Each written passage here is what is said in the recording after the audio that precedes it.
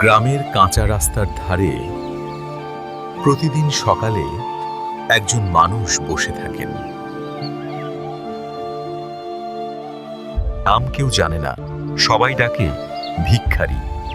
ছেঁড়া লুঙ্গি, মলিন চাদর আর চোখে একরাশ নীরবতা। মানুষ আসে, কয়েন ফেলে যায়, কেউ তাকায় না, কেউ জিজ্ঞেস করে না কেমন আছেন।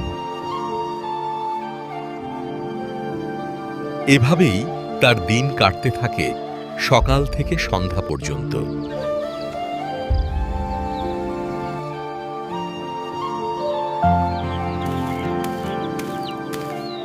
চাচা, আপনি কি ভাত খেয়েছেন? ভিক্ষা দেওয়া বড় কথা নয়, মানুষ হিসাবে দেখা সেটাই আসল দান।